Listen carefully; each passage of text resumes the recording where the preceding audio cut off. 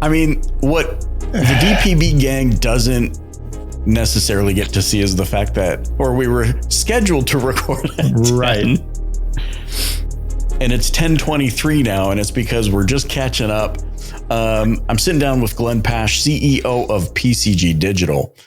He's on the heels of another fantastic event, Modern Retailing Conference, that they just held in Florida. They do 2 events annually. I went to the one earlier this year, 2022 at time of recording, in Napa, which was phenomenal. Didn't get to attend Modern Retailing that just happened, and I'm a little bit bummed about it. We're going to talk about that in a bit. And I have a point blank question that I want to ask Glenn today. But for those of you that may not be familiar with Glenn, I don't know how that would be possible. Glenn is somebody who I can always text or call and get sound, solid advice. He's one of those few that are in my pinned text messages on my phone, because I just know he always gives good, sound, reliable information. And so, it was a no-brainer to invite him back onto the Dealer Playbook. Glenn, thanks so much for joining me again. Oh, it is absolute honor anytime. And I feel exactly the same way. We have called each other multiple times. I think a lot of times you and I feel we've mentioned this to each other. We're on similar paths. Our companies are similar size.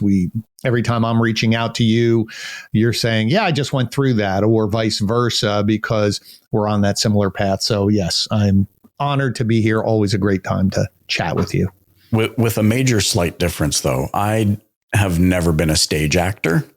And you have all sorts of experience, and I'm sure stories that at some point we need to pry out of you. Just some of your, Yes. Didn't you live in, you acted in the UK, didn't you? I did. I lived in London for almost a year, and the acting group that I was with in New York City, the person who ran it went to school in London, and so his teacher had a small group. So we went and we merged. So we had Americans and some English actors working on different types of shows. So it was great. A lot of fun.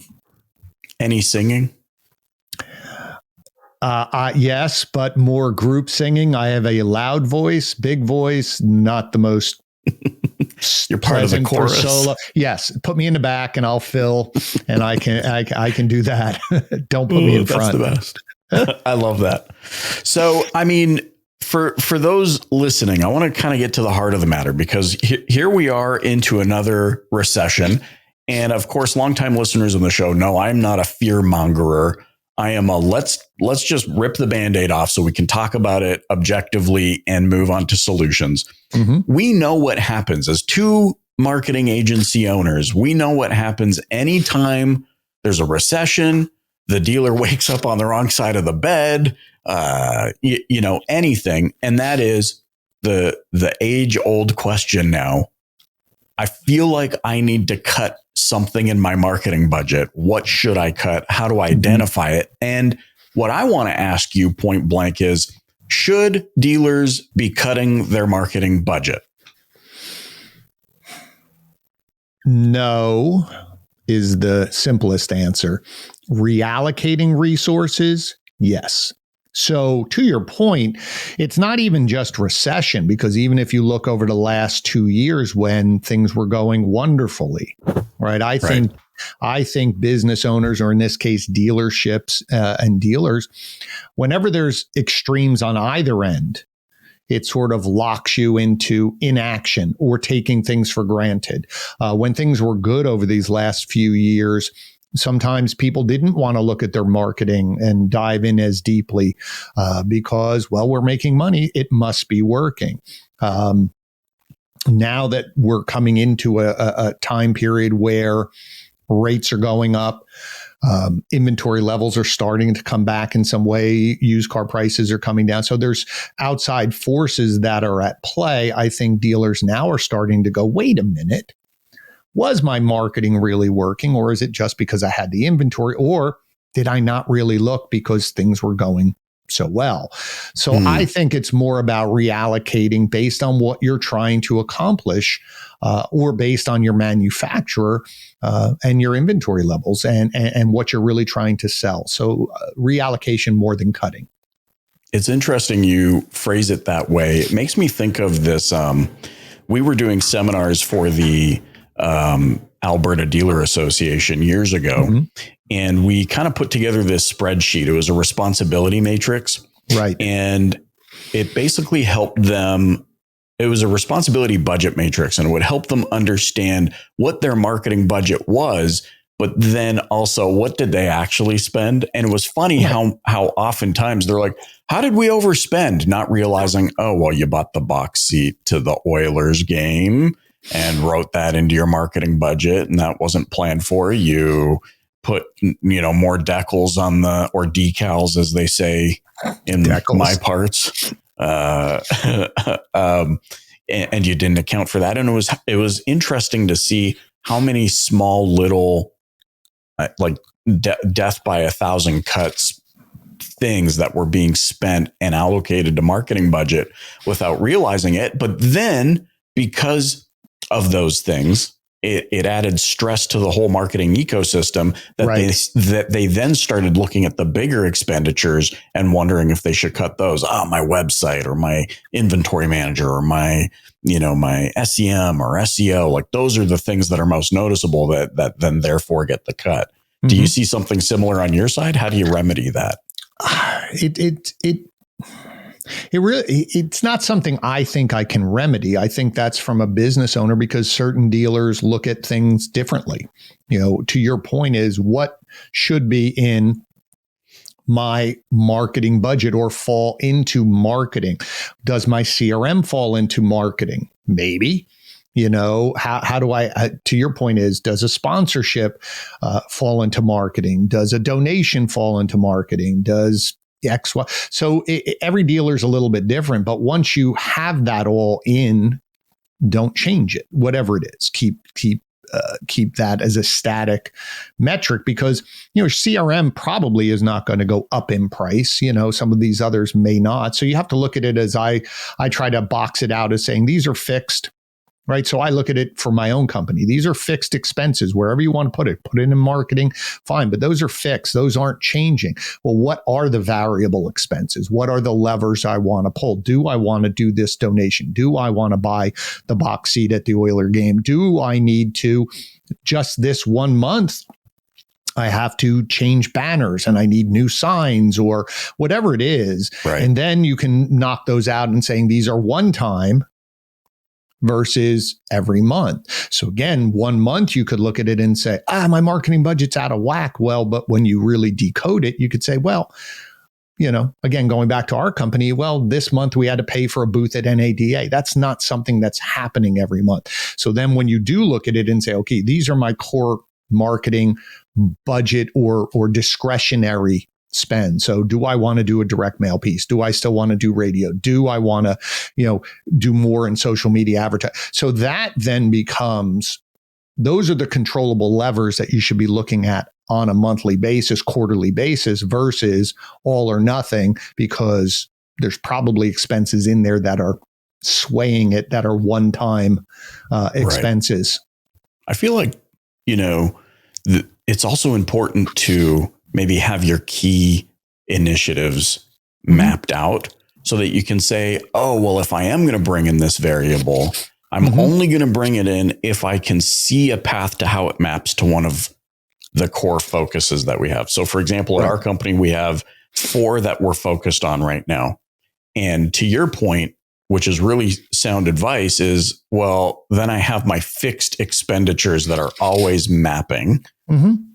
If I bring in variables, if I want to consider a new event or, speaking at a thing or running ads or whatever it might be, any of those out of the ordinary things that I'm doing, I have to be able to say, okay, guys, like which one does this map to? And if we can't find a path, we don't do it. It's a real simple, no, we're not going to do that thing right now. So I think the way I've explained it to some of my clients, I've been working with a few marketing managers that are in dealerships and they've asked for some help. And I try to keep it very simple because in marketing, we all can get pulled in a million different directions. And the marketing manager in a dealership usually has multiple roles beyond marketing. There was one gentleman I was working with. And he was saying, I'm not sure if my marketing manager is doing a good job.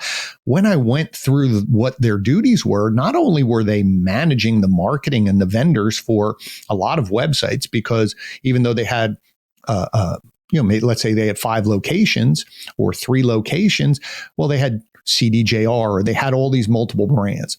But on top of that, this person also ran the BDC. So I said, whoa. That's way too much for one person to have. So what he asked me was, well, how can I, meaning him, help my marketing manager be more organized? And I said, he is probably trying to do things horizontally, meaning a little bit on a lot of things. And I said, I like to work more vertically. To your point, what are the projects that we're working on? And so I challenge him 2 ways. The first way would say, if that was the only thing that you had to do, right? So if you want to run a campaign for new cars, or you want to run a campaign for branding, or whatever it is, and you say that's the only thing that you have to do, nothing else, how would you do it? What tools would you use? What channels would you use? What would the cost be? I said, and if you start doing that for all of them, then you can see where you are in pacing for each of those. But instead of trying to do horizontally or try to do one thing across all. The second thing is I said to him, there's 3 buckets that I like to focus on for marketing, especially for dealerships. One is evergreen. That's your branding. Why should I buy from Mike Cirillo, Mercedes-Benz? Right? That should always be happening. A little bit of your budget or a large percent, depending what your messaging is, but that has to always happen. Then the second bucket is, you had touched on it previously, is what I call seasonal.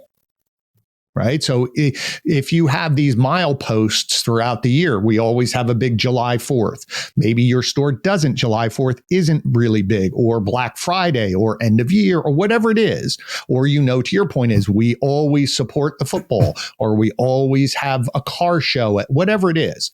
Then you can start planning, one, for the extra variable costs, but more importantly, you can plan ahead knowing I have to come there. Then the third bucket is targeted. Those are the things, like you were saying, we need to focus on these new cars. We have to focus on service. We're running a tire campaign. We're running this campaign. And then you can say, okay, that's a cost associated with this, but here's the objective.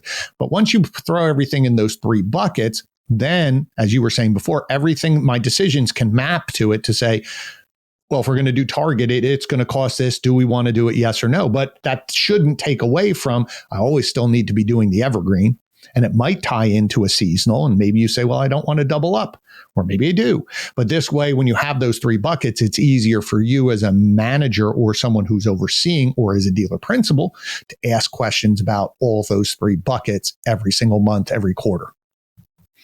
And not everything's going to map to leads, right? We have a lead zombie issue, not just in this industry. I think most industries, if you need to make money to survive and thrive, you're worried about, how do I get more opportunities to sell? But in the context of automotive, it's like, but did it generate a lead? And so as you're talking about evergreen, I think it's really important to note that we need to get off this, did it produce a lead concept, and start thinking about, like a tapestry isn't one thread. It's multiple threads combined, that when you finally take a step back, you see what the tapestry design is. The branding stuff may not be the most easy path to connect the dots between, you did the evergreen branding to a lead, but that's not to suggest that it didn't work, that it didn't help shape the consumer's opinion. Well, one, if they don't know who you are, right? Yeah. Our team came up with this, not me, but they said you can't get to the bottom of the funnel until you get into the top of the funnel. Right. So you can't. So the awareness of who you are. And so again, if you think about just what you're saying, is not everything is lead. Why? Because we don't want to give our information out. But if you look at, just very simply for those listening, if you just ask, if you're the marketing manager or if you're a dealer listening to this, just ask your marketing person, how many people came to our website this month, last month? How many people filled out a form? It's going to be, you're going to say to yourself, 1%, 2%. If you had 5%, you'd be doing cartwheels. So Right. there's two things. One is, why do they need to give you a name to use your tool to get a price? Like in this day and age, if you still have unlock and e-price, I have no idea. Why are we putting hurdles in front of people when I would rather have all of the people who click the button, right? So then the second piece is, look how many people clicked the button to fill out the lead and then actually did. You're only getting 10% of the people that clicked. Why? Because it's frustrating. So all this, to your point, is, why are we making it so hard to connect with us in the dealership? If I have a question, why do I have to wait for the answer? Nobody wants to wait nowadays for any answer. So why can't a chat pop up and talk to me? Right. Why can't I get an answer? But to your point earlier is, yes, it is this awareness. There's so many people on your site shopping. They want to do it in their own time. So this idea of leads, once you really unlock that and say, I'm really only getting 10%, that's all I'm getting, 10% leads off of my website, or 10% of the people who fill out a form or click that button, that I want to talk to the 90%. Right. Right? Like, let me have more conversations, because everyone came, that was the only way that people judged your marketing, was leads. And so what did people do? They designed tricks and games to generate leads for you. Are they really interested people? Maybe, probably not. But I would say, if you had 10,000 people go to your website and you had 1,000 people click those buttons, they're further down the funnel. They have a question, Right. but now you're going, you know what, Michael? Wait for a bit. When I'm ready, I'll call you. And people have moved on. They're gone nowadays. So that's, forget even the marketing. That's part of it. It's, what is that user experience that you have on your website? Why are you making it so frustrating? But if I don't get my leads, I blame the marketers. But yet you're throwing a bazillion obstacles in front of people, or you're not answering their questions, but easy to blame the marketer. It's like, if we were to remove ourselves from this context and put ourselves into any other context, let's look at building a house. Mm-hmm. How do we measure the success of building a house? I mean, you could argue, well, it didn't fall over. I would argue that if you built the house and it didn't have a front door, you didn't build a very efficient house. Mm-hmm. And what it makes me think of, you know, as I'm listening to you speak, is this concept of, like, some of your marketing, you need to categorize and say, this is the door opener. Mm-hmm. The monetization effort begins once that door is open. So to your point, like, they're already on your site, door open. Get out of their way. But even I take it a step back. They're on your street. They're driving by your house and going, that's a nice looking house. And they go onto your website and they're going, oh, they have some nice cars here and everything else like that. And then they drive away and leave. It's when they come back and then they decide to go down the funnel to say, well, now, all right, I have to think about a car now. Let me go there. Then it's the knock on the door. And then, are you going to open up and are we going to have a conversation about this? Or am I knocking on the door going, I have a question about something, and nobody answers the door, or it takes an hour or 2 hours or a day? Do you really think that, to your point, do you think that person's going to still be on your front porch when you open the door tomorrow? Yeah, probably not. Like, we got the Ring doorbell and we can see them there. Yes. But we never just let them in. We're just like, no, wait, you know, hey, what's your name? What's your address? What's your phone number? I'm not opening the door until I get that info. And again, it's easy. And I get frustrated with some people sometimes at conferences when they're on stage making dealers feel stupid. And we're not. That's not anyone's goal. But it is this idea of, we have to start thinking about the customers. Is it a good experience? Now, again, some people would say this is the way we've done business and this is the way it is, and that's okay. But there are people that are moving away from that to make themselves available through chat, through video, whatever. When someone's there, they can start talking to them. And that's just going to be a better experience today. But they're playing the long game to say, in 3 years, that's the only way they want to do business. And if they run across your dealership website and it's still the forms, they're just going to say, well, I feel like I'm going backwards. Nope. I'm going to go back either to the place, or their expectation is that everybody should be doing it this way. Right. Yeah. I appreciate the clarification, because I think too often what creates the clash between vendor dealer instead of us all looking at each other as partners is we call out. So in this context, to clarify even further, so we call out this strategy as stupid. It could be perceived that we think the dealer is stupid for deploying that strategy, but that is not the case at all. No, we think the strategy is stupid. That has nothing to do with the dealer. I wouldn't even say it's stupid, because as soon as you throw the word stupid out, people get defensive. Well, I'm just saying, don't get defensive. No, I would say it's just having a conversation of things are evolving. That's all. Right. We now have the ability. And I think that's more the conversation. Listen, 4 years ago, 5 years ago, we may not have even had the ability to really think through that and say, wow, this is something that's evolving. There was no other option. Well, it's not that there's no other option. I just don't think outside of automotive, other industries and businesses were evolving at that pace where all of a sudden, I could click this button and talk to somebody right away. It was still clunky, right? You still had to type and wait for people to respond even on chat. Now it's gotten to the point where we as consumers expect things fast, expect things to get our answers right away. That's all we do now is whenever we have a question, we don't think, we type it into Google. What is this? And I want this now. And what do you mean I can't? So think about it even from Amazon, who everyone in the past, we got excited when they had 2-day shipping. We were like, oh my God, it's going to get here in 2 days. Now I was ordering something yesterday and they said, do you want it this afternoon? Okay. So our expectations of speed and connectivity. And so it's not stupid. It's just we're at a pivot where we have the opportunity to discuss, should we change? Could we evolve? Do we want to evolve our processes? And you could say no, and that's okay. But there are going to be repercussions down the line, because either you're going to have the 10, 20% of the, people who are doing it, they're going to have success. Eventually the manufacturer is going to say, you all have to do this. So why wouldn't you want to do it at your own pace to ask questions and build your team and maybe be out ahead of it? Because eventually the manufacturers are going to say, that's a better experience for my customers. Okay, everybody, you all have to do it. And they may force something on you that you don't like, but you did have the opportunity to at least get started on your own terms. Maybe they do force a tool down. Maybe they tell you, but you're already going, I've already thought this through, so I know how to do this. So that's where it is. It's not stupid. It's just, are you someone who's constantly looking to evolve your processes? And I think we're at a point where I think it has to happen.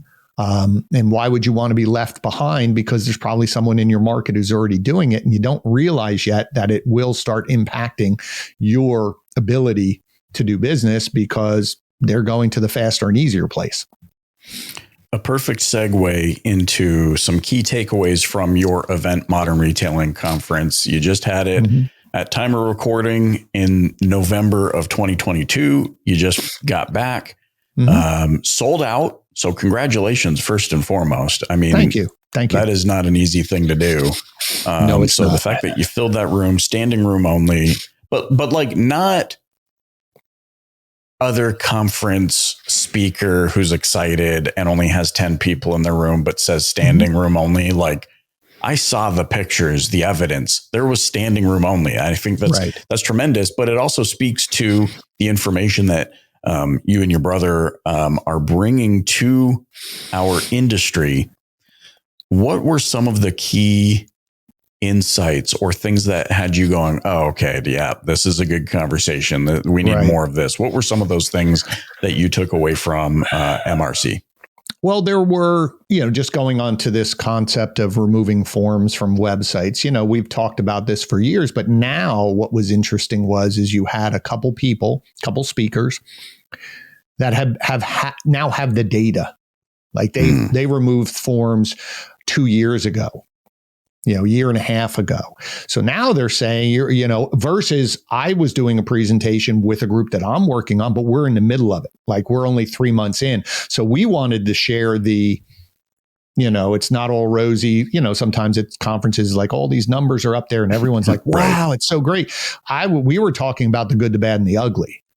And so it was a great bookend to be able to have data to say, we're on now are people coming back after doing it the first time, expecting it to be better. And then we also had that. So I think that was a great conversation. And because it was very tactical in all of these, people had a lot of great takeaways.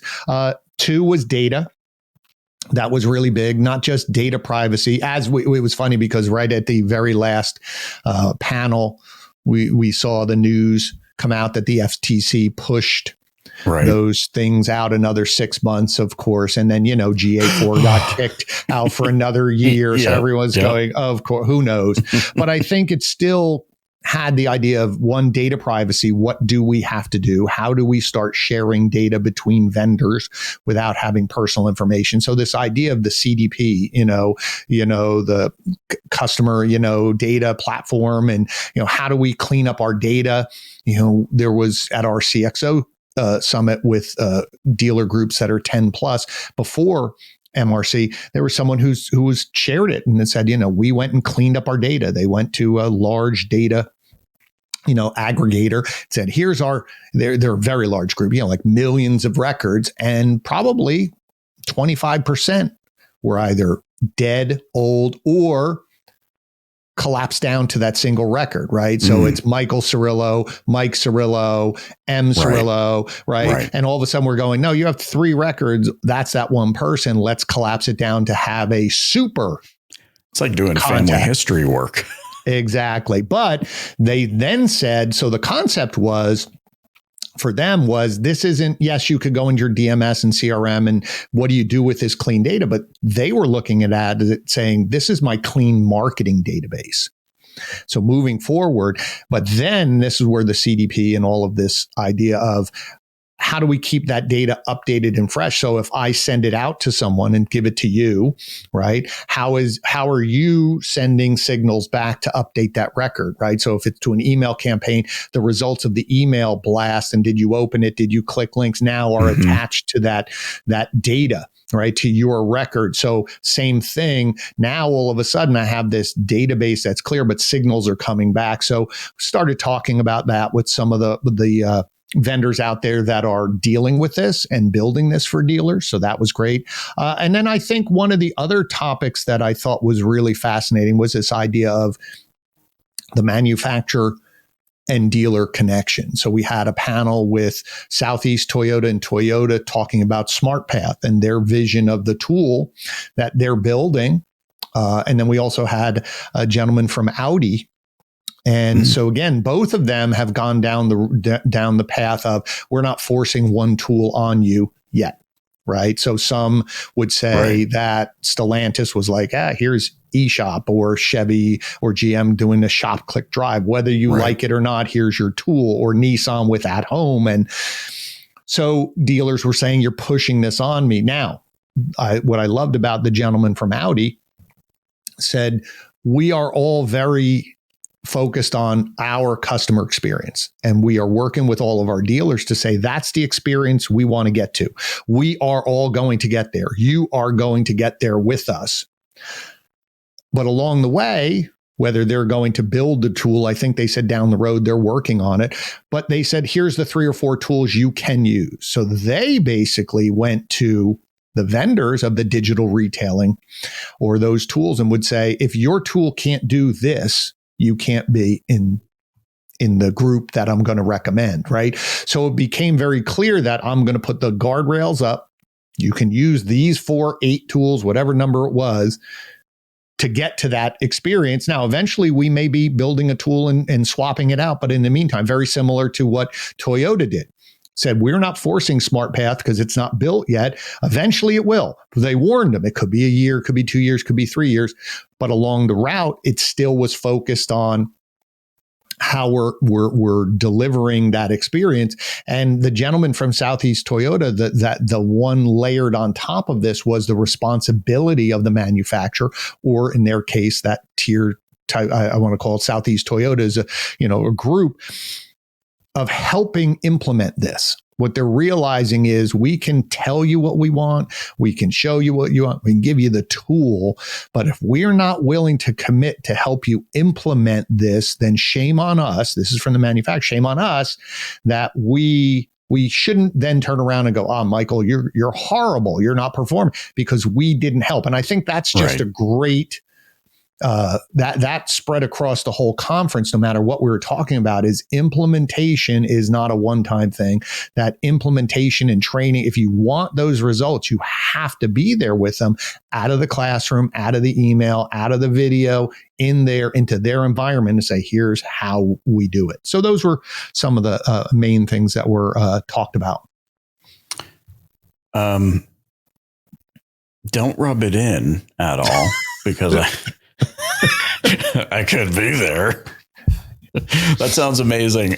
Glenn, how can those listening learn more about you, your events, PCG, and connect with you?